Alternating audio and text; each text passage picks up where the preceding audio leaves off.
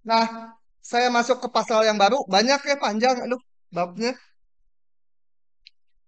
Kalau belajarnya mendadak, nggak akan sanggup nih. Oke, kita lihat dulu masalah sebagai berikut.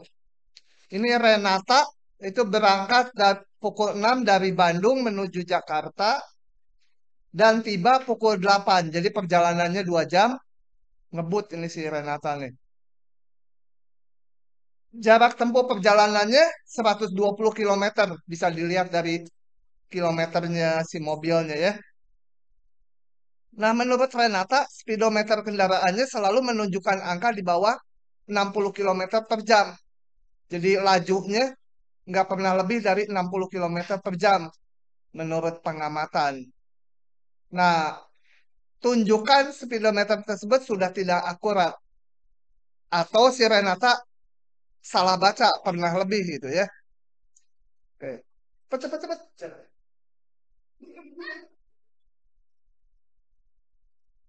Nah, kalau belum lebih 10 mah langsung aja masuk. Oke, secara intuitif aja ini nggak mungkin. 2 jam menempuh 120 kilometer. Pasti kecepatannya pernah 60 gitu ya.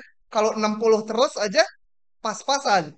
Jadi mobilnya start udah langsung kecepatan 60. Tok gitu 60. Jadi kalau speedometernya di bawah 60 kilometer per jam terus ini nggak mungkin. Nah, kita akan tunjukkan secara hitungan matematik. Jangan ngobrol, jangan ngobrol, jangan ngobrol. Oke ya. Nah, untuk menjawab ini nanti akan muncul soalnya di bawah, tapi kita bahas dulu teorinya sebagai berikut. Nah, perhatikan fungsi continue F sepanjang interval AB. Ingat kalau continue itu grafiknya nyambung ya, karena nilai limit sama nilai fungsi harus berimpit di setiap titik. Kemudian saya gambar garis peki. Garis peki. Garis yang menghubungkan ujung-ujungnya, ujung grafik. P itu koordinatnya A, FA, Q itu B, FB. Dengan demikian, saya bisa ngitung kemiringan garis peki. Kalau kemiringan garis lurus, langsung aja. Beda Y dibagi beda X. Jadi Y di sini adalah FB, nilai fungsi di B, dikurangi ini FA, nilai fungsi di P, nilai fungsi di A, sorry, dibagi beda X ya, B kurangi A. Itu kemiringan garis peki. Gitu ya. Nah, nanti ini ada sedikit revisi yang saya tulis di sini. Kemudian kita geser garis peki sejajar ke atas atau ke bawah sampai menyinggung grafik. Sampai menyinggung grafik kayak gini. Nah, teorema ada namanya teorema nilai rata-rata turunan ya. Ini salah nih, bukan teorema nilai antara. Teorema nilai antara itu yang kita bahas di kekontinuan di bab 1 terakhir. Yang ada biarawan naik gunung, segala macam-macam soalnya. Nunjukkan akar, itu teorema nilai antara. Kalau ini namanya teorema nilai rata-rata turunan. Ini sesuai yang ditulis di sini. Oke? Nah, kita lihat bahwa kemiringan, oh ya ini tambahannya, harusnya ada syarat tambahan, turunannya juga ada. Selain fungsinya kontinu, turunannya harus ada sepanjang interval buka AB. Kontinunya harus sepanjang interval tutup, turunannya harus ada sepanjang titik-titik dalamnya. Nah, teorema ini mengatakan pasti ada titik C sehingga F aksen C itu apa? Kemiringan garis singgung. Kemiringan garis singgung seja sama dengan kemiringan garis yang menghubungkan P dan Q. Jadi garisnya sejajar. Pasti ada C-nya. Gitu ya. Nah, ini secara gambarnya. Jadi secara teoremanya dinyatakan sebagai berikut. Kalau F kontinu dan turunannya ada sepanjang AB, maka pasti ada titik C, ini titik C, sehingga turunan di C atau kemiringan garis singgung, turunan di C atau kemiringan garis singgung sama dengan sejajar dengan garis yang menghubungkan ujung-ujung. Karena garis ini kemiringannya sekian, ini kemiringan garis singgung. Yang kanan kemiringan garis yang menghubungkan ujung-ujung. Gitu ya. Pasti ada C-nya, dijamin. C-nya bisa lebih dari satu. So, oke. Nah, sehubungan dengan teorema tadi, coba kita lihat. Ini contohnya. Ada fungsi yang biru. Ya, ada fungsi yang biru. A-nya ini, B-nya ini. Oh, perbesar ya. Kurang kelihatan. Mana? Loh, kok nggak bisa digedein? Nah, pegang dulu tangannya. Nah, sehubungan teorema tadi, coba kita perhatikan ini fungsi yang biru. Fungsi yang biru masih kurang besar ya. Aduh, ininya sensitif sekali scrollnya. Eh, fungsi yang biru ini kontinu sepanjang AB. Di setiap titik turunannya juga ada. Nggak ada yang tajam di sini. Nah, tadi teoremanya mengatakan kalau saya tarik garis dari ujung-ujung grafik, ini A, FA, B, FB, maka akan terdapat titik C sehingga turunan di titik C ini atau kemiringan garis singgungnya itu akan sama dengan kemiringan garis yang menghubungkan ujung-ujung. Mana C-nya? Bisa yang ini, bisa juga C-nya yang ini. Ini kan sejajar juga garis singgungnya dengan garis yang ungu. Bisa juga yang ini. Jadi C-nya bisa lebih dari satu ya. Oke, saya kembalikan. Nah, kalau yang ini, gambar kedua, kalau saya hubungkan ini di ujung-ujungnya, kita lihat nggak ada garis singgung terhadap grafik yang biru yang akan sejajar dengan yang ungu. Bikin garis singgung di sini selalu negatif. Di sini garis singgungnya, karena ini udah garis lurus, garis singgungnya ya dirinya sendiri. Nggak bisa sejajar dengan yang ungu. Ini gagal karena apa? Fungsinya nggak kontinu. Gitu ya. Tapi ingat, syaratnya tadi harus kontinu, punya turunan. Kalau syaratnya dilanggar, maka kesimpulannya bisa betul, bisa salah. Ya. Kalau syaratnya dipenuhi, maka ada titik C yang F aksennya sama dengan sekian-sekian, itu pasti dipenuhi. Kalau syaratnya dilanggar, kesimpulannya bisa benar, bisa salah. Ini contoh syaratnya dilanggar, kesimpulannya nggak berlaku. Nggak ada garis singgung yang sejajar dengan yang ungu. Di titik manapun, kalau kita bikin garis singgungnya, nggak mungkin sejajar dengan yang ungu. Ya, oke. Lanjut. Ini contoh lain. Fungsinya kontinu, nyambung. Tapi dia di sini nggak punya turunan karena tajam. Garis lurus, ini harusnya lebih baik saya bikin garis lurus itu ya, supaya kelihatan tajam. Satu melengkung. Nah, di sini meskipun kontinu, tapi ada titik di dalamnya yang nggak punya turunan. Maka kita lihat, nggak ada garis singgung yang sejajar dengan ungu. Kalau saya bikin garis singgung dimanapun di kurva yang ini, selalu gradiennya negatif. Yang ini nggak mungkin bisa sejajar dimanapun dibikin dengan yang ungu. Oke, jadi syaratnya kembali dilanggar, kesimpulannya bisa nggak berlaku. Oke, setelah itu kita bahas soal-soal. Nah, ini akan saya kerjakan manual karena belum ada jawabnya. Yang ini dulu ya. Pertanyaannya, tentukan titik C yang memenuhi teorema nilai rata-rata. Saya ambil, carilah titik C yang memenuhi teorema nilai rata-rata bila diberikan fungsi ini dengan ujung-ujungnya ini. Oke, karena masih lupa, lihat dulu teorema nilai rata-ratanya. Intip dulu tadi. Mana teorema nilai rata-ratanya? Saya tulis. Teorema nilai rata-rata itu ada C yang memenuhi ini. Ininya aja yang saya copy. Simpan supaya nanti mau kita pakai.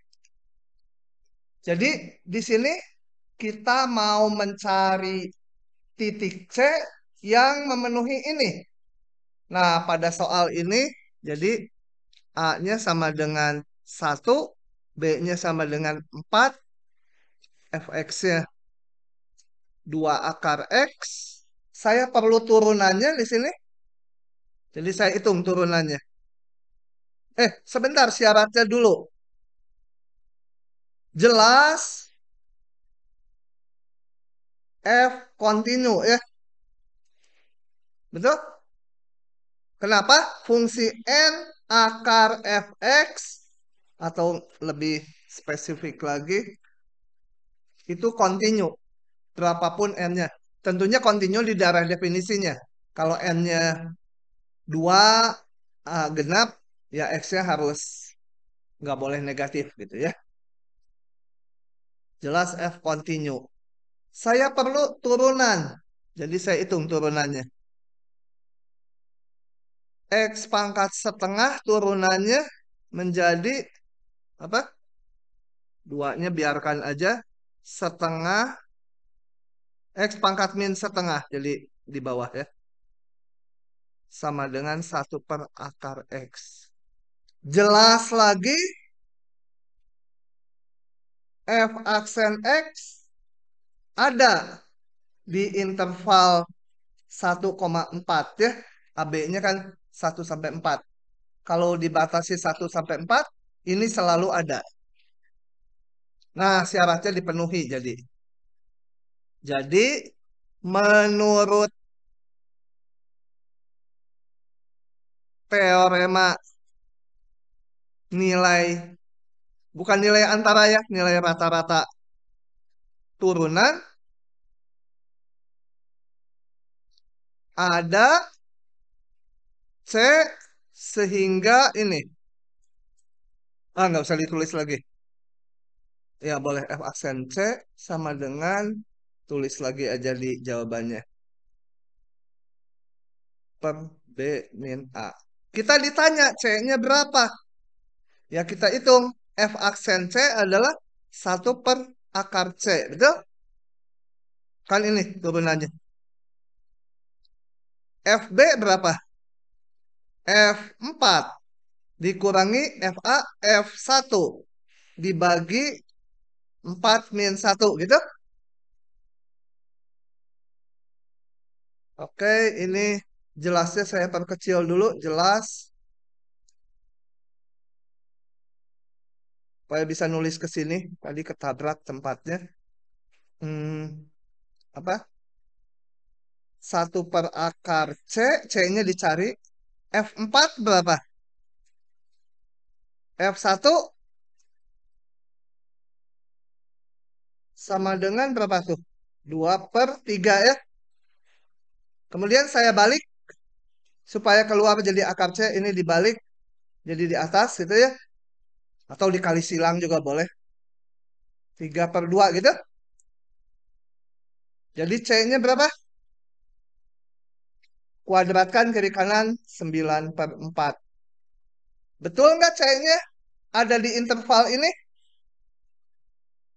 Hmm, jelas C-nya juga terletak di antara 1 C 4 ya. 9/4, 2/4. Oke, C-nya 9/4. Ini yang diminta tadi kan tentukan C yang memenuhi teorema nilai rata-rata. Gampang ya soalnya.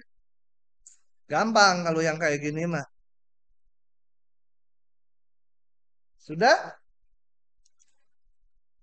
Oke, kita lanjut ke soal yang berikutnya. Mana soalnya? Oke, yang kedua, saya crop lagi. Pertanyaannya sama. Tentukan nilai C yang memenuhi teorema nilai rata-rata dari fungsi ini sepanjang interval itu ya. Ini itu apa? Oke. Ya sama aja kayak yang tadi. Sama aja. Jadi di sini saya punya A-nya -8, B-nya 27, X pangkat 2/3 continue nggak ya?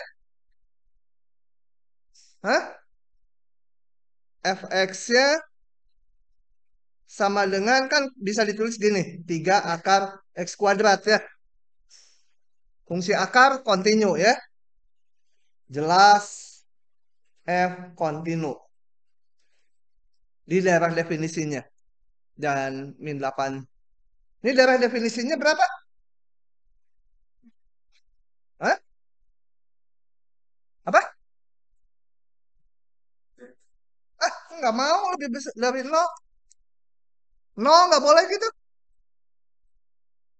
Ah, nggak mau, masih kurang. Ini pangkatnya 3. Kalau pangkatnya 3 boleh negatif. Ya. Kalau pangkat genap nggak boleh negatif dalamnya. Kalau pangkat ganjil nggak boleh. 3 akar berapa? -27 -3. Akar itu positif kalau ininya genap ya. Yang genap itu hasilnya selalu positif. Kalau ganjil nggak harus. Hmm. Oke. Jadi kayak tadi saya hitungkan turunannya apa? 2/3 X pangkat -1/3 ya. Atau 2/3 3 akar X gitu. Dan kita cari apa? Cari C sehingga F aksen C sama dengan F berapa? 27 minus F -8 dibagi 27 dikurangi -8 gitu. Sama dengan berapa ini? Sorry, sorry, sorry. Eh, bukan salah. Saya mau tulis di bawahnya. F aksen C berapa? 2/3 akar C ya. F27 berarti 27 pangkat 2/3 minus -8 pangkat 2/3 bagi 27 kurangi 8 35 ya. 27 pangkat 2/3 artinya 3 akar 27 kuadrat ya. 3 akar ini 27 tuh 3 pangkat 3, 3 pangkat 6 jadi 9 ya. 9 yang ini berapa? Hah? Masa? Nggak percaya. -8 pangkat 2/3 itu sama dengan apa? 3 akar -8 pangkat 2 gitu kan ya? 3 akar 64 sama dengan 4 tuh. 4 ah. Tadi juga kalian bilang 4. Oke, lanjut ngitung lagi. Saya maunya ini menjadi 1/3 akar C.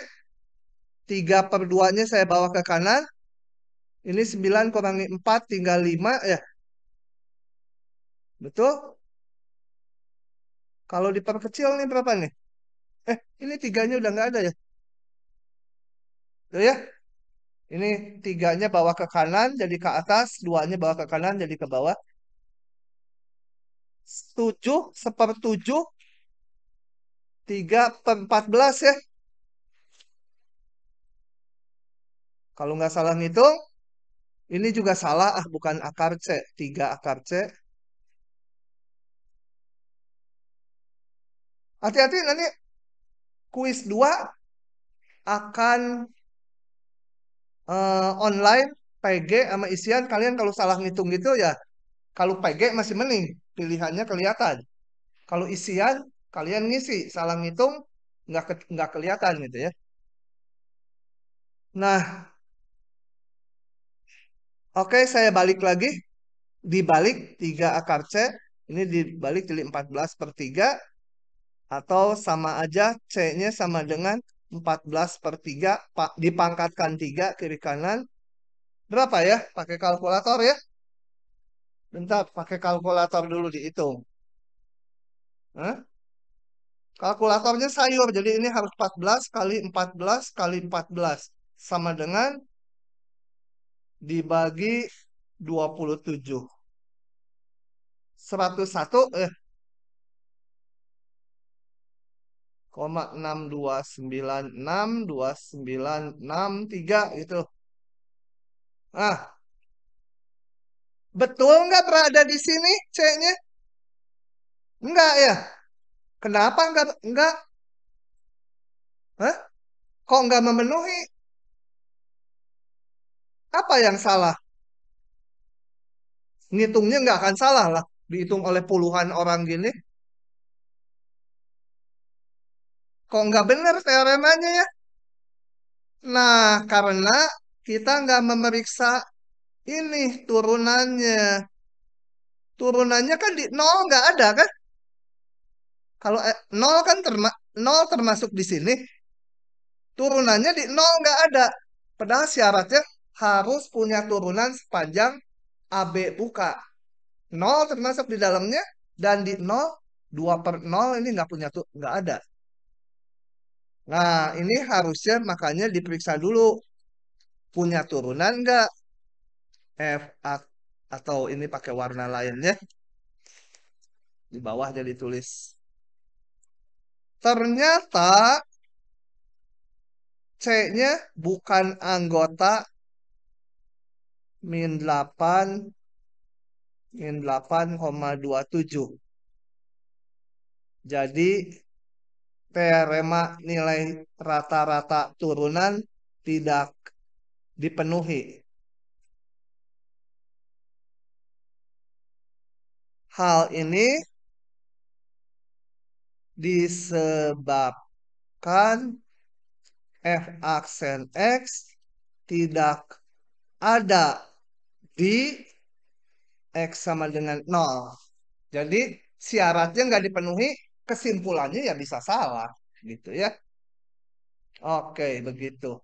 Eh, ini mouse-nya sensitif benar. Oke, lanjut ke soal berikutnya. Nah, yang tadi si Renata. Saya buka aja dari sini karena sebenarnya ngerjainnya sama aja. Cuma ini berbentuk cerita. Oke, ini Renata. Renata ini ratu asisten saya. Dia angkatan 2007. Kalian masih piyik-piyik gitu ya, masih ingusan dari fisika teknik. Tapi jadi asisten dari tingkat 2, 3, sampai 4. Gitu ya. Sekarang udah punya anak, nggak jadi asisten lagi. Nggak boleh sama suaminya. Mesti ditangkap suaminya. Oke, kerekam cilaka. Lupa di pause. Oke, kembali tadi soalnya udah dibaca di awal ya. Nah, yang penting sekarang kalau mau menggunakan teorema nilai rata-rata turunan, itu kan tadi ada F, ada turunannya. Turunannya di titik C sama dengan FB min FA bagi B min A. Di sini F-nya apa, turunannya apa gitu. Nah, ini kan masalah gerak benda, gerak mobil. Jadi harusnya bisa ditebak.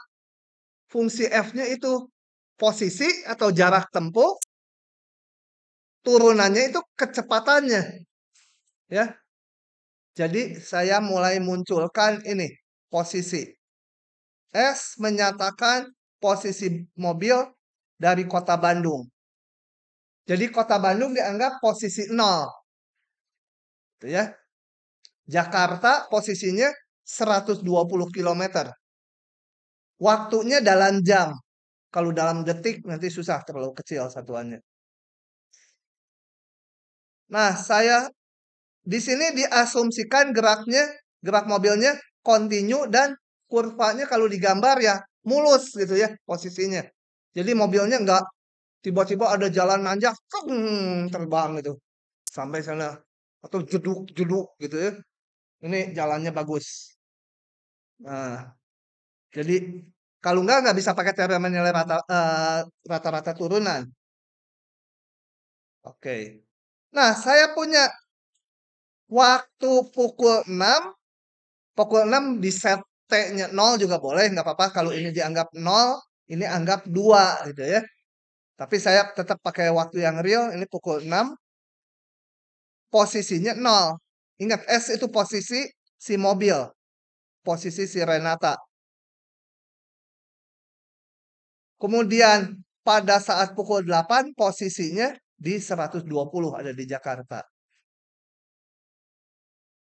Nah, sekarang saya akan terapkan teorema nilai teorema nilai rata-rata. Berarti ini sebagai A-nya, ini sebagai B-nya, ini sebagai FA, ini sebagai FB gitu ya. Cuma dalam T dan S variabelnya. Oke.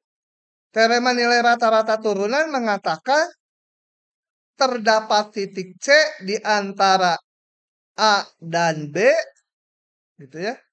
Antara 6 dan 8 sehingga turunan di titik C sama dengan nilai fungsi di ujung kurangi ujung 120 kurangi 0 dibagi beda waktunya 8 kurang 6. Oke, saya hitung, saya cari. S aksen C ini tak lain adalah kecepatan sesaat.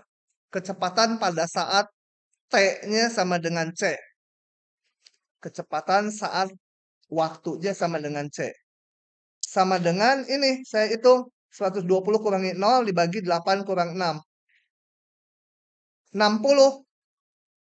Nah, jadi kalau Renata mengamati kecepatannya nggak pernah 60, pasti salah. Atau speedometernya rusak. Padahal kecepatannya mungkin pernah 60. Bahkan mungkin bisa lebih ya, pokoknya pernah 60. Jadi ini harus pernah menunjukkan 60 atau alatnya yang rusak. Begitu. Cuma gitu aja gampang.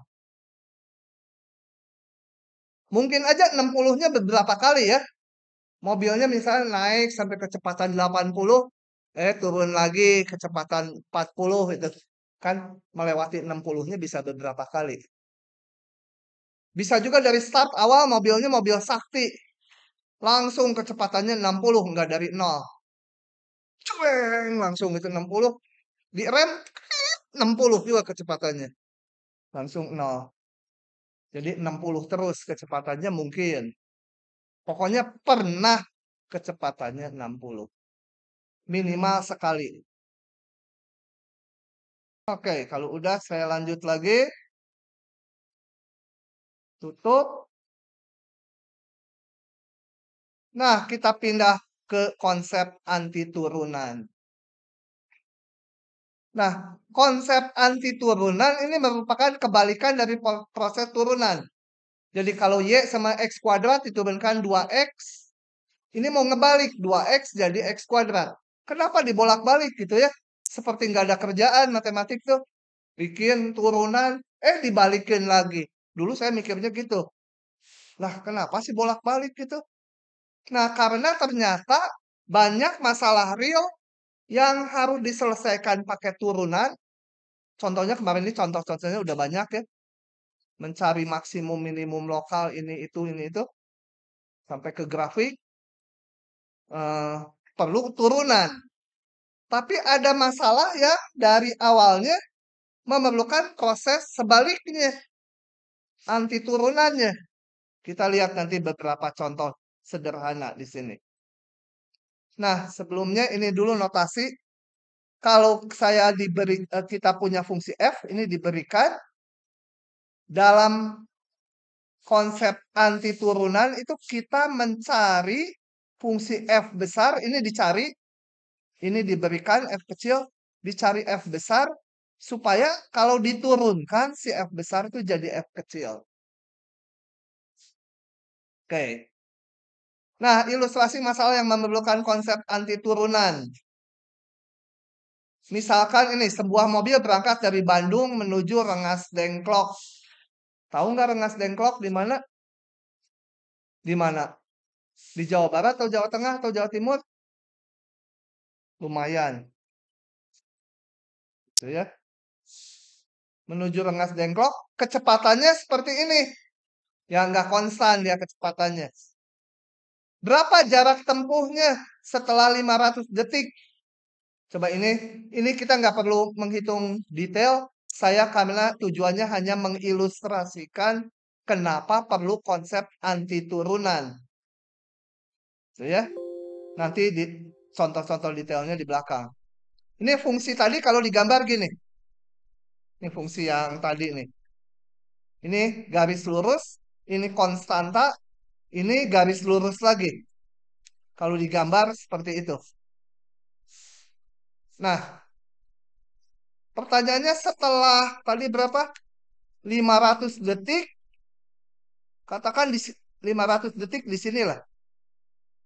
Berapa jarak tempuhnya? Nanti kita harus ngitung luas ini. Perlu konsep turunan, anti turunan gitu ya. Atau namanya integral tak tentu. Ya, detailnya nanti aja. Oke ya, anti turunan tuh namanya ada banyak anti turunan, anti derivatif, atau integral tak tentu. Integral tak tentu tuh nanti ya bentar lah sebelum simbolnya muncul. Nanti kalau simbolnya muncul saya jelaskan lagi.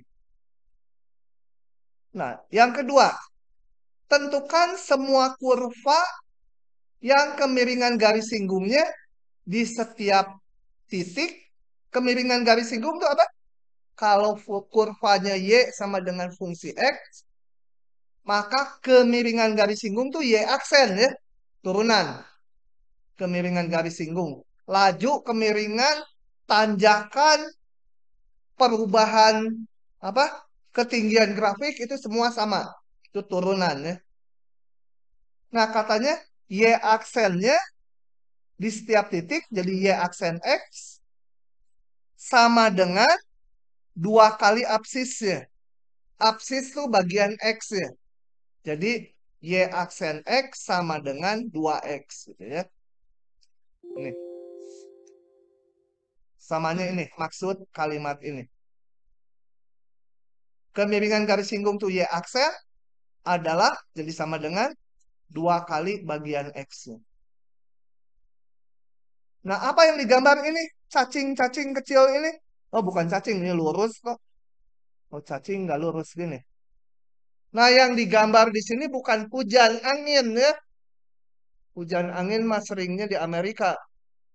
Badai lagi. Garis-garis biru merepresentasikan penggal garis singgung di titik tersebut. Cara bikinnya gimana gini? Kalau saya ambil X-nya 0, X-nya 0, berarti Y aksen sama dengan 0 ya. Jadi saya gambar di sini aja dulu. Supaya tahu garis birunya dari mana. Y aksen sama dengan 2X. Untuk X sama dengan 0, Y aksen sama 0. X sama dengan 0 ini yang mana? Y sama dengan X sama 0 itu kan sumbu Y, betul? Ini tak lain adalah sumbu Y. Bukan SBY. Sumbu Y. Gitu ya.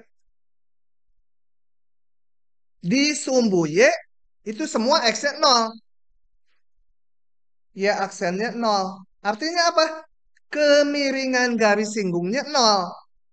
Jadi kalau saya bayar lagi. Saya gambar, ngaco ini ya. Otak dengan mulutnya nggak sinkron. Kemiringannya 0 berarti garis singgungnya harus mendatar gitu, betul? Di titik manapun garis singgungnya harus mendatar. Kenapa garis singgung? Karena ini Y aksen kan? Y aksen kan kemiringan garis singgung. Jadi ini yang saya gambar pendek-pendek ini penggal garis singgungnya. Penggalan garis singgung. Harus 0 semua. Paham nggak? Hah? Ah, manggut-manggut, baru nggak paham. Paham nggak? Nggak akan ya? Hah? Paham? Ini si Dasi, paham? Kapan-kapan boleh dipinjam ya baju sama dasinya keren juga. Hah? Soalnya di dosen matematik kemarin ini ada yang ngepost apa gitu. Ada orang gini gini gini. Terus saya bilang, itu saya bukan ya? Terus satu dosen menjawab, nggak mungkin Pak Warsoma katanya, karena nggak mirip mahasiswa dan nggak rapi.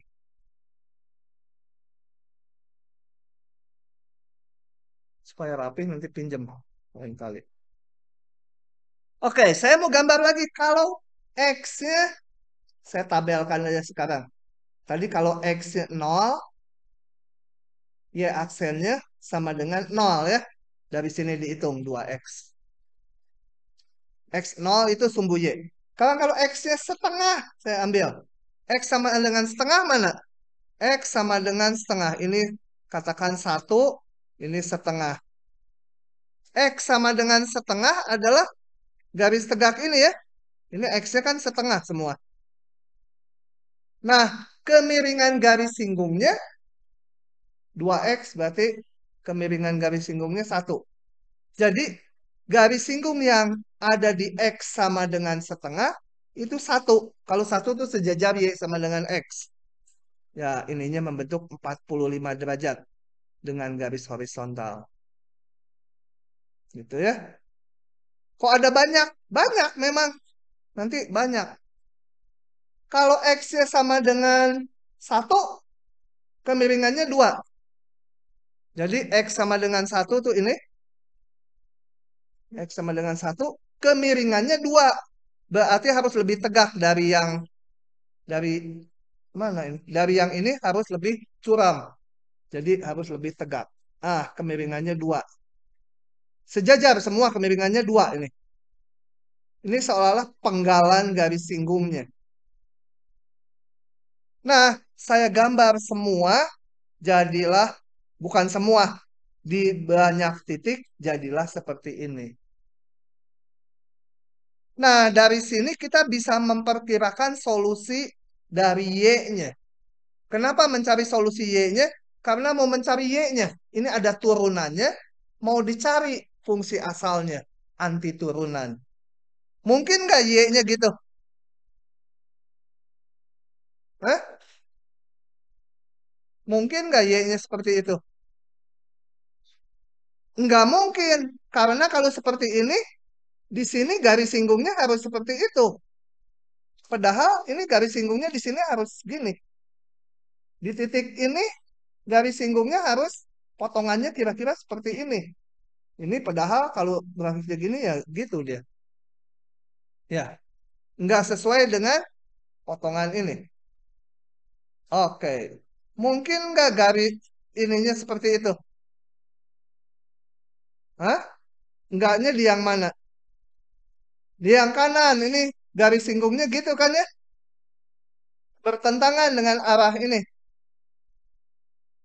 Yang biru yang betulan digambar dari sini. Ini yang warna apa? Oranye hanya tebakan saya. Salah. Ini mungkin nggak? Mungkin gitu ya. Jadi dari menggambar itu kita bisa, tapi nanti konsepnya pakai anti turunan. Ini hanya ilustrasi aja, udah lewat aja. Lanjut lagi. Yang lain ini. Sebuah gelas berisi air mendidih. Anggaplah temperaturnya 100 derajat gitu ya. Aduh, temperatur gitu pakai R susah. Tapi saya nggak pakai kata suhu. Karena kalau suhu itu nanti adanya di kelenteng. Suhu-suhu tuh. Kerjanya berdoa sama belajar silat aja. Hah? Ya, suhu. Kepaksa kita kuliahnya ke kelenteng nanti. Jadi ini temperatur. Gelas itu atau benda atau apa ya yang ada. Nah, ini jangan HP masa 100 derajat Celcius. Ini aja.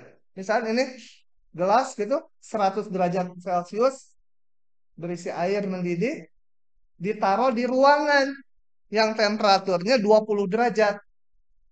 Tentunya lama-lama jadi dingin kan airnya. Kalau udah dingin diminum. Nah, berarti temperatur air dalam gelas akan turun, tetapi di sini diasumsikan temperatur temperatur udaranya tetap 20. Meskipun udara kan menyerap panas, harusnya menaik gitu ya sedikit, tapi karena luas sekali, gelasnya segede gini, ruangannya 5 kali ruangan ini, taruhnya di lapangan rumput situ. Jadi temperatur udaranya praktis konstan, tapi temperatur bendanya turun. Yang kita amati temperatur bendanya.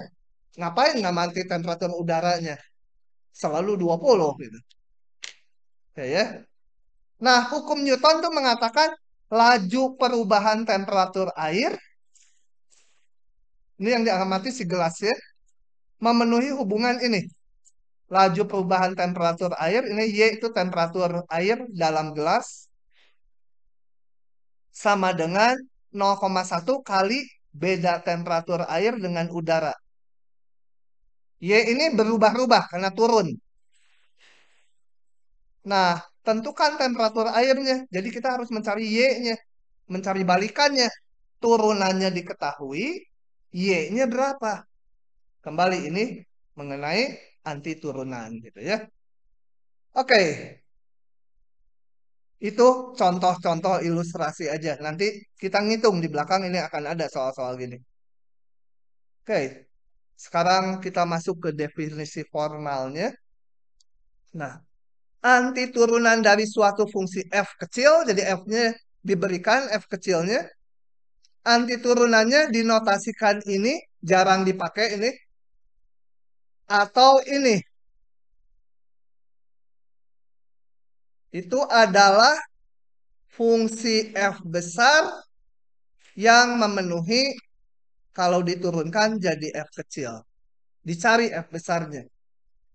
Nah, ini dinamakan juga antiderivatif atau integral tak tentu. Integral tak tentu tuh integral yang nggak pakai batas.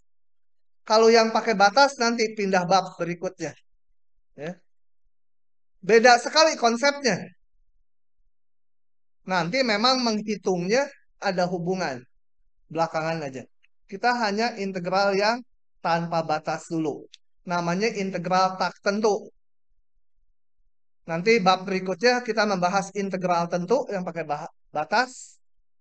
Nanti semester 2 membahas integral yang tak wajar. Nggak wajar. Ketemu saya satu semester, nanti semester 2 udah nggak wajar. Belajar integral tak wajar jadi lancar malah. Kalau yang masih eling-eling ya, belajar integral tak wajar nanti pusing. Oke, contoh. Kalau saya punya f kecilnya 2x, maka anti turunannya bisa x kuadrat, bisa juga x kuadrat tambah 1, bisa juga x kuadrat min 5. Kenapa? Karena ini kalau diturunkan ya 2x. Ini kalau diturunkan 2x juga. Ini kalau diturunkan 2x juga. Jadi anti turunan itu nggak tunggal kan? Nah, untuk itu dimunculkan ini. Anti turunan umum. Anti turunan umum itu membuat sebuah konstanta. Yang ini sekarang mewakili semua antiturunan dari 2X. Lihat aja, yang ini C-nya berarti 0. Yang ini berarti C-nya 1. Yang ini C-nya berarti min 5. Gitu ya. Itu antiturunan umum. Nah, untuk selanjutnya kalau bicara antiturunan adalah antiturunan umum. Jadi harus ada C-nya nih. Makanya saya kasih warna merah supaya nggak lupa. Ya. Nanti di ujian kalau ngitung antiturunan, kemudian C-nya nggak ada, dipotong 70%. Ya, habis udah dimerahin gini, bahkan udah digedein gini masih lupa lagi nanti. Ya, lupa C-nya kita buat perjanjian dipotong 70%.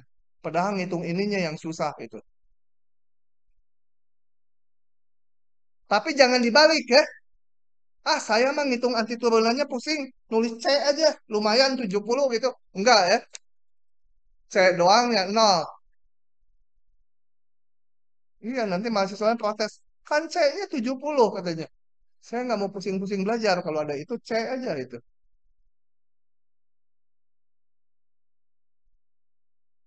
Oke.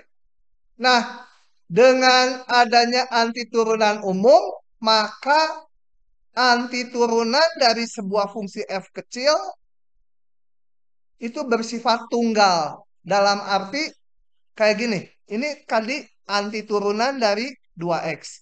Ini juga anti turunan dari 2X. Tunggal dalam arti ini bedanya hanya sebesar konstanta. Jadi kalau F besar anti turunan, G juga anti turunan dari F kecil, maka F dan G hanya berbeda sebesar konstanta aja. Ini semua kita lihat bedanya hanya antara fungsi satu dengan lain hanya sebesar konstanta aja. Nah, itu tunggal dalam arti tunggalnya seperti itu. Bedanya hanya konstanta. Yang ada X-nya semua sama. Oke. Nah, dari situ saya sekarang kumpulkan rumus-rumus antiturunan yang udah kita kenal. Berdasarkan rumus turunan sebelumnya. Yang pertama, ini. Saya sebut selanjutnya integral ya. Daripada antiturunan lebih enak menyebut integral. Integral dari ini, atau sama aja antiturunan dari fungsi ini, adalah ini. Nah, kadang-kadang ada soal tunjukkan antiturunan dari ini adalah ini gitu. Kalau diminta menunjukkan, kalian jangan mencari-cari. Tinggal caranya turunkan aja ini. Kalau memang dia anti turunan, artinya kalau ini kita turunkan akan didapat X pangkat R. Gitu ya. Kan ini tadi anti turunan tuh.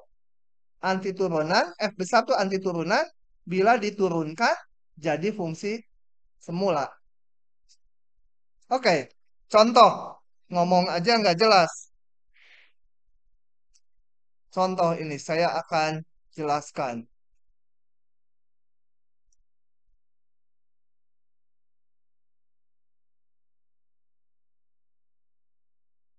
Nah, soalnya sebagai berikut. Tunjukkan bahwa ini adalah anti turunan dari ini. X pangkat R. Ya udah, saya tinggal tulis aja. Nggak usah pakai F besar, mau pakai huruf apa juga boleh ini fungsinya.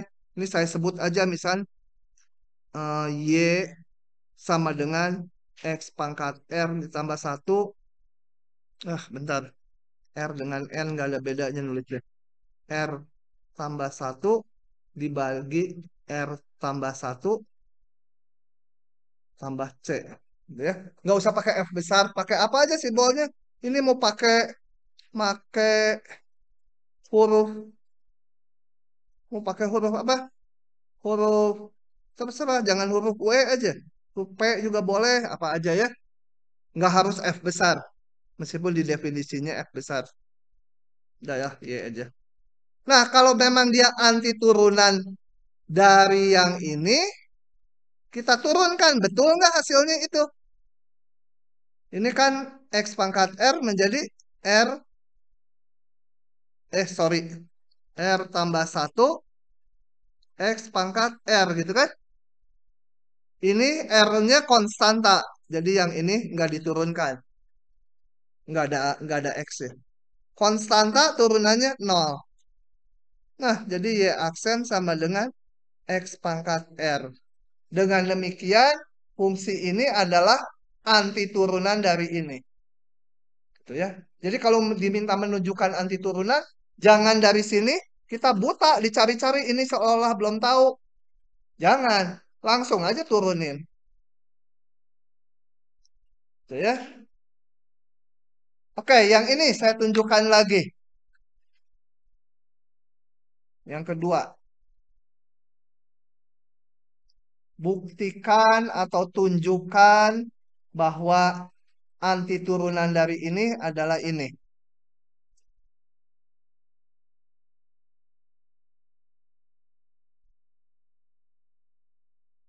Nah, pertanyaannya tunjukkan anti turunan dari ini adalah yang di kanan.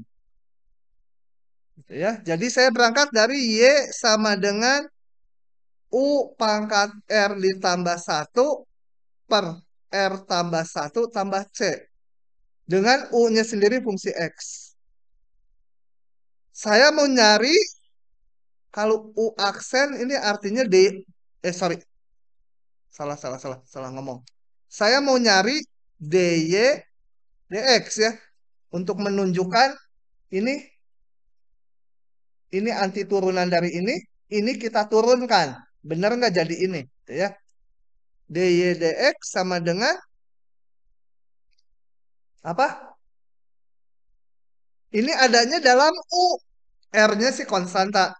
Jadi harus dihitung dulu DY, DU kali DU, DX. Betul? Sama dengan DY, DU, R tambah 1, U pangkat R dibagi R tambah 1, ditambah 0, ya, yang C-nya diturunin jadi 0, kali DU, DX. Jadi, U pangkat R, DU, DX. Sama dengan U pangkat R, U aksen X. Ya, selesai. Yang ditunjukkan yang ininya ya. Ini kalau diturunkan menjadi yang kotak. Nah, selanjutnya ini jadi rumus yang nanti akan kita pakai. Rumusnya jangan diinget-inget. Mati gitu ya. Pusing kalau diapalin kayak puisi. Nanti harus ketemu soal, maknanya baru terasa. Oh, di soal ini maksudnya gini gitu ya. Masih ada yang ngalir?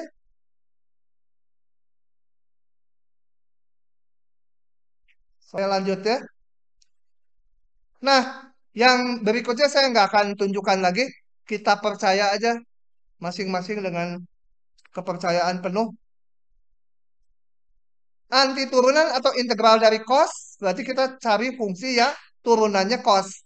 Jadi asalnya adalah sin gitu ya. Karena turunan sin jadi cos. Ini tolong salah di diktatnya. Integral dari sin, masa integral cos lagi? Gitu ya. Dan hasilnya beda itu. Ini dan ini enggak. Integral sin x dx adalah min cos x tambah c. Kalau ada konstanta kali fungsi, konstantanya bisa keluar. Jadi yang dicari anti turunannya F-nya aja. Jumlah jadi jumlah, kurang jadi kurang gitu ya. Boleh dipecah kalau ini masing-masing ada. Sisanya soal, saya akan bahas soal-soalnya. Ringan-ringan ini soal-soalnya mudah. Coba kita lihat dulu. Nomor A. Menggunakan rumus yang tadi. Tentukan anti turunan dari ini. Kayaknya kalian udah mahir jadi ya nungguinnya kesel juga. Kalau udah mahir tuh kan. Oke, saya tulis gini. Nah, ini masing-masing saya cari anti turunannya menggunakan rumus yang ke satu ini. X pangkat R, pangkatnya naik 1, dibagi pangkat ini ya. Oke, jadi saya terapkan itu menjadi apa? X pangkat naik 1 ditambah 1. Jadi X pangkat min 4. Atau tak tulis dulu supaya kerata rumusnya. Ngomong sama itu soalnya langsung jeklik gitu.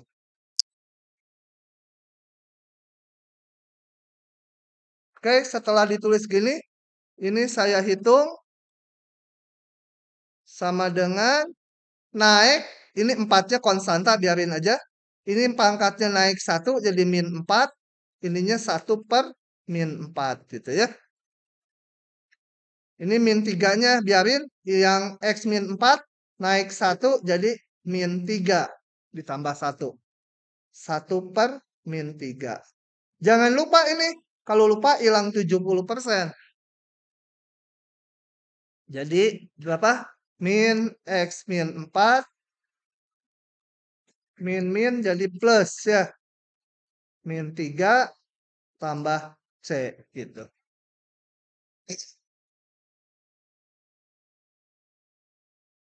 Oke.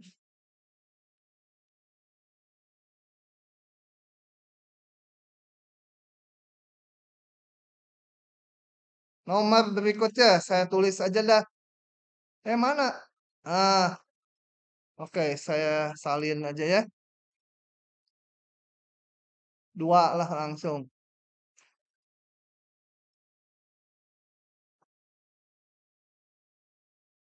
Kita salin. Oke. Jadi jangkung.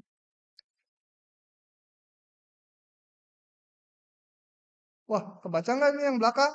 Gedein. Oke, yang atas dulu. Yang atas sama aja dengan nomor sebelumnya. Cuma pangkatnya kita bagi aja dulu ini. Ini sama dengan gitu ya. Sama dengan integral dibagi jadi 4x ditambah 3 min 8 x pangkat min 5 gitu ya. Semua dibagi x pangkat min 5. Diintegralkan menjadi 4, x-nya naik pangkatnya 1. Jadi x kuadrat. 1 per 2. 3, x pangkat 0 jadi x pangkat 1. 3x gitu ya. Min 8, x pangkat min 5 tambah 1, min 4. 1 per min 4. Ini jangan lupa. Ya, kalau mau disederhanakan, 4,5 x kuadrat ditambah 3x jadi tambah 8 per 4, 2. Hah? Berapa ini? Hah?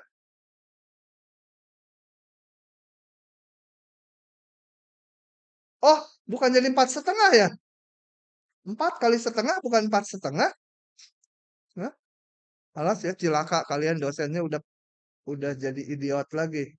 Salah lagi tuh. Makanya nulis yang benar, jangan 4,5. 4 kali itu ya, kalau perlu dikurung. Oke, yang ini, nah ini pakai sebenarnya rumus yang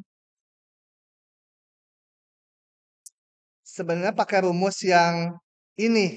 Tapi saya akan jelaskan cara lain dulu. Pakai substitusi. Substitusi itu kalau ada bagian dari integral ini yang kalau diturunkan jadi temennya. Maksudnya ini, kalau yang dalam kurung saya turunkan, kan jadi ini. Tuh. Nah, jadi saya substitusi gini. Substitusi. Kita ubah X-nya dalam variabel yang lain. Apa? Misalkan U. Pangkat 3 min 18 ya. Kalau X-nya diubah dalam U, DX-nya harus diubah dalam DU. Variabelnya ditransformasi semua ke U. DU sama dengan, ini turunkan. Sebenarnya gini ya. Sebenarnya ngitung DU DX sama dengan 15X gitu kan. Tapi kalau di integral ini biasanya ditulisnya DU sama dengan 15X DX gitu ya. Dikalikan DX ya. Salah. Kuadrat. Pangkat 3 jadi kuadrat. Nah, ini kita punya. Punya apa maksudnya ini? Punya sama. Jadi ini saya bisa tulis sama dengan panjang integral U pangkat 7 DU gitu ya. Ininya jadi DU ini. Ininya U. Jadi nggak boleh di sini campur aduk X dengan U. Kalau udah diubah U, ya harus dalam U semuanya. Konstanta sih boleh aja. Nah, ini kan udah tinggal kayak biasa. Sama dengan naik 1/8. Kembalikan ke X karena asal-usulnya dalam X. 5X pangkat 3 ditambah dikurang 18 pangkat 8. Gitu ya. Ini untuk yang masih rada lambat. Kalau udah mahir, tulisnya gini. Cara 2 nulisnya. Cara kedua, saya tulis ulang. Sama aja. Cuma substitusinya ditulis di dalam hati. Salah. Di dalam kepala. Dalam otak. Nah, ditulisnya gini. 5X pangkat 3 min 18 pangkat 7. Nah, yang ini itu turunan dari 5X pangkat 3 min 18. Nulisnya gitu. Jadi seolah-olah U-nya tuh di dalam kepala. Kenapa boleh? Coba saya cek. Kenapa ini dan ini dan sebentar. Dan ini kenapa keduanya yang digaris itu sama? Coba kita lihat. Kalau saya punya Y sama dengan 5X pangkat 3 min 18.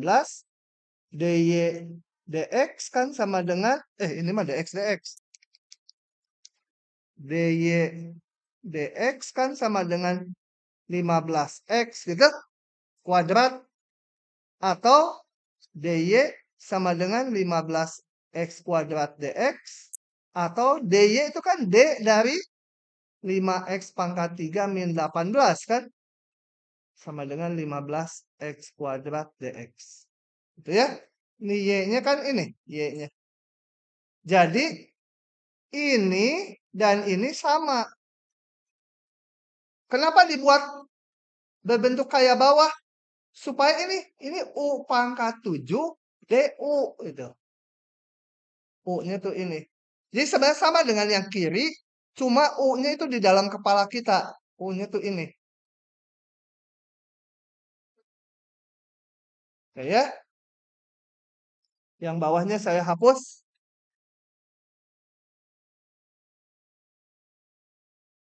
Hapus. Nulis pakai ini enak sekali. Nah, gitu ya.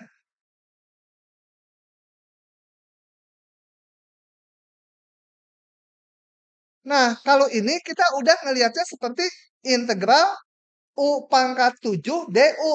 Ininya udah sama. Kalau dihapus udah sama mana? Saya garisin dulu. Ininya, mana ininya?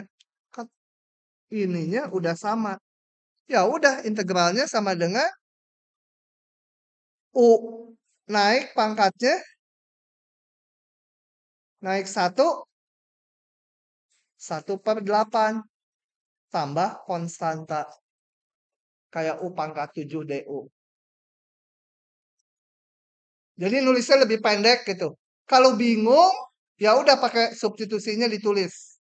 Kalau udah mahir nanti boleh diginikan supaya pendek. Gitu ya. Lanjut lagi. Lanjut lagi, udah nggak ada yang nulis.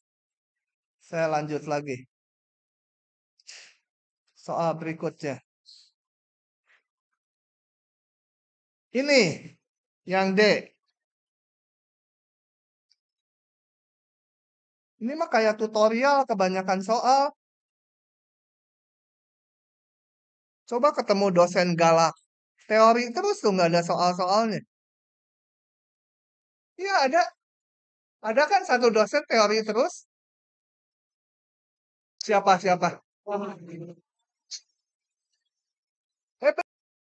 Nah, kembali pakai cara yang ke satu dulu.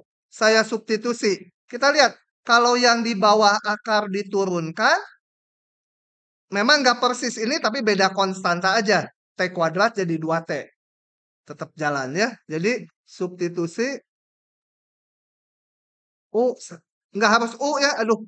U terus. Yang lain lah. Apa? Set gitu.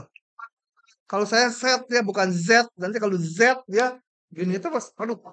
Z. Set aja. Gitu.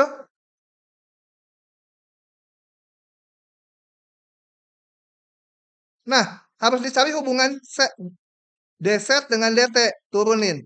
Dz dt sama dengan 4t. Tapi dt-nya taruh di belakang ya. Jadi jangan dz dt. Boleh nanti dt-nya bawa ke kanan. Jadi saya punya ini t dt ini. Dz per 4 sama dengan t dt. Kenapa digitukan? Untuk ini nih. Ini nanti menjadi dz per 4. Oke, ini menjadi sama dengan panjang. Integral, 3-nya biarkan. T dt-nya seperempat dz. Seperempatnya saya taruh di sini, dz-nya di belakang. 3 akar z. Dz ya. Gitu. Menjadi 3/4. Ini z pangkat sepertiga. Menjadi z pangkat tambah 1. 4/3 kan? Ya, diintegralkan. Ini z pangkat sepertiga. Jadi z pangkat 4/3. 1/4/3. Sama dengan ya kalau mau disederhanakan menjadi 9/16. 4/3 ditambah C. Gitu ya.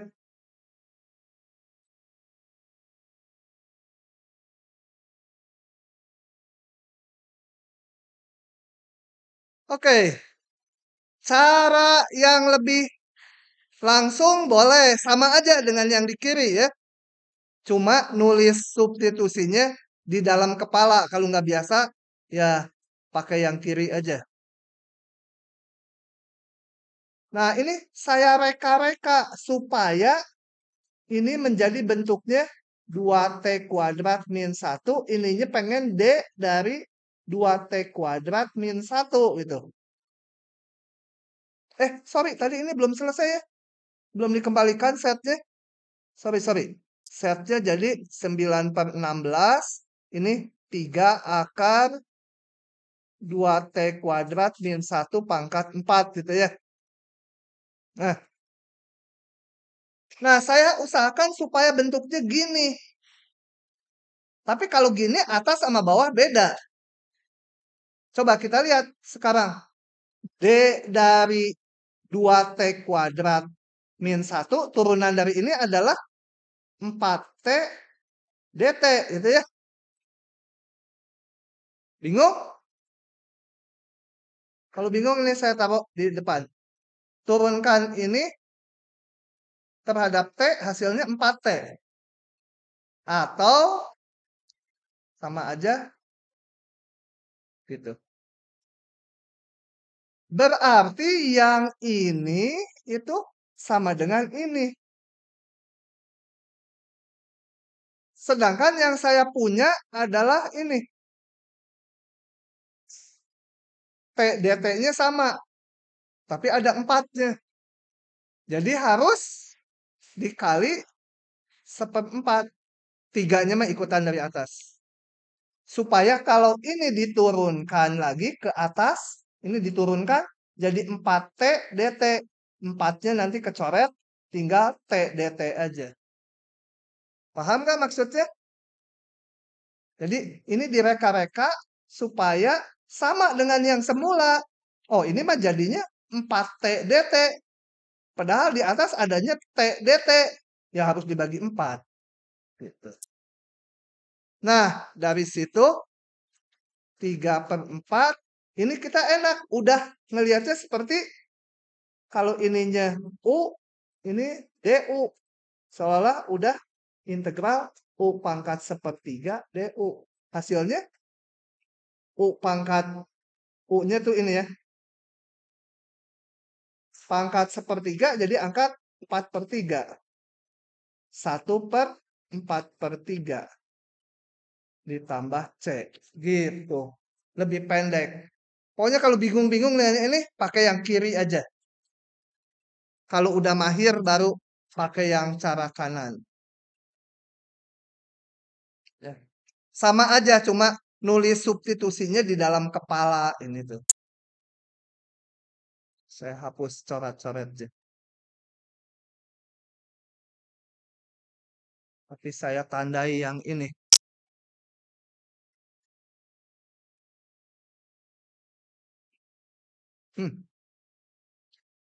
Itu ya. Itu adalah supaya cocok dengan yang ini. Ada faktor ini. 1/4. Oke, lanjut lagi.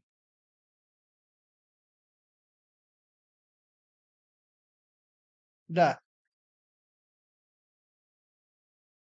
Ini tadi nggak dipakai.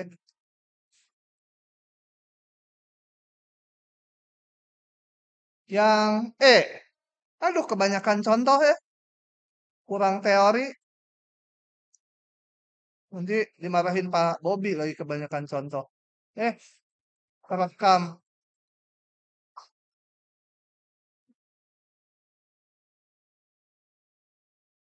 Oke.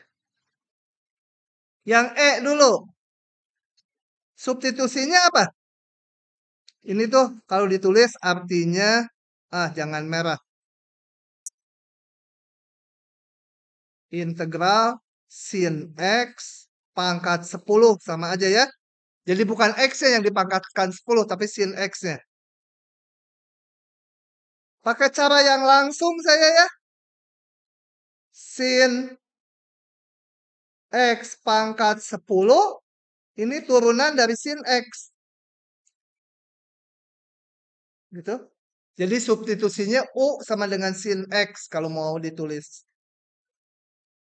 Ini sama dengan U pangkat 10 DU. Jadi U pangkat 11. 1/11 tambah konstanta. Gitu ya. Yang F ada mutlaknya gimana? Ya, kalau ada mutlak, di pertaksamaan juga dibuka dulu. Ya, di sini dibuka dulu juga. Mutlak X sama dengan min X. Kalau X-nya kecil sama dengan 0, X-nya besar 0. Sama dengannya boleh ikut yang mana aja. Ikut atas boleh, ikut bawah boleh. Sehingga kita pecah integralnya. Untuk X yang lebih kecil sama 0, saya punya integral mutlak X dx sama dengan integral dari min X ya. Dibuka mutlaknya sama dengan min setengah X kuadrat tambah konstanta. Untuk X besar 0, kebut aja, udah sama aja. Cuma beda tanda. setengah X kuadrat tambah C. Jadi keseluruhannya pecah 2. Min setengah X kuadrat untuk X kecil 0. C-nya kemana ngilang? Setengah X kuadrat tambah C. X-nya kecil setengah X kuadrat tambah C untuk X yang besar 0. Selesai gitu ya.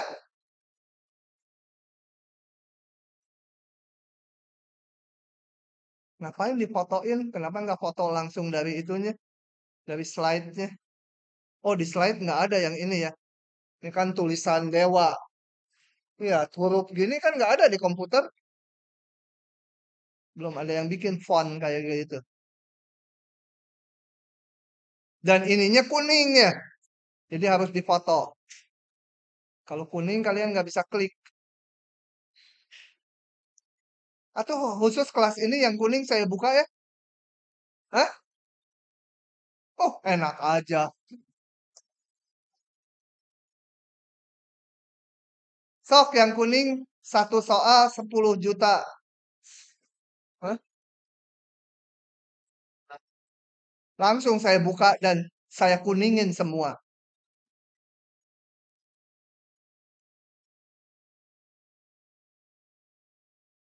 Oh ya, saya salin dua-duanya aja. Ini setipe. Ini alat dasar nih untuk fungsi sin kuadrat sama cos kuadrat. Diingat-ingat karena nanti di semester 2 akan dipakai lagi di teknik integrasi. Banyak memerlukan ini. Rumus dasar yang dipakai adalah ini. Sin kuadrat X sama dengan setengah min setengah cos 2X. Dan satu lagi, cos kuadrat X sama dengan setengah ditambah setengah cos 2X. Dapat dari mana rumus itu? Kalau mau diturunkan, dari rumus ini. Cos X tambah X. Menjadi apa? Hah?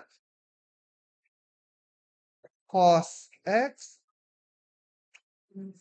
Lupa saya. Lupa.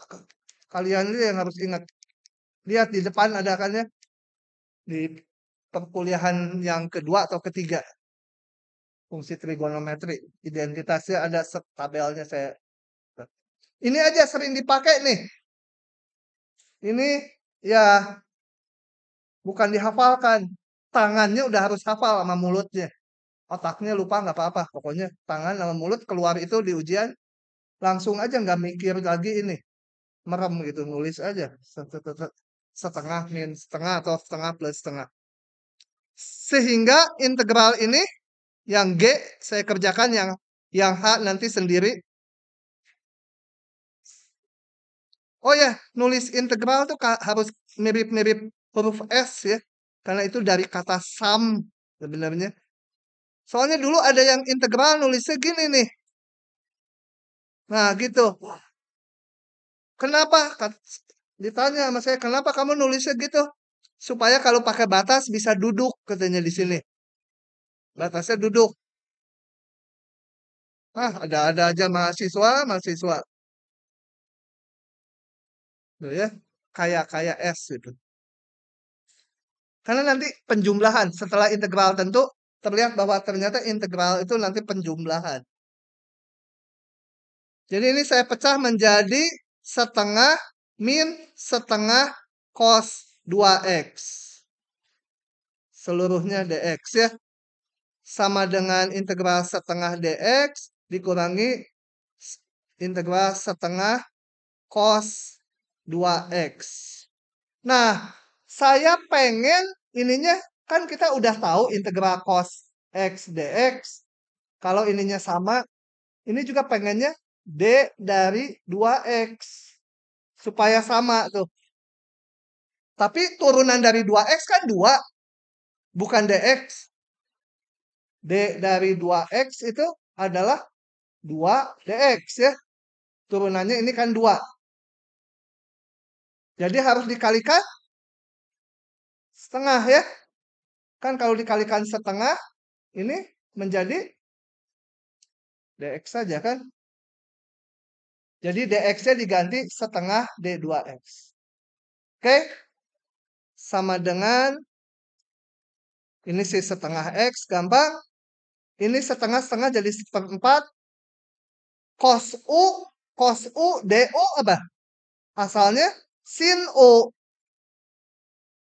Enggak dibagi-bagi dua lagi, karena udah cos 2x, D 2x. Ininya udah sama. Kayak cos U, DU, ya asalnya sin U. Jangan lupa tambah konstanta. Yang cos kuadrat sama aja, cuma ininya plus. Ya. Oke, hari ini kuliahnya sampai situ dulu.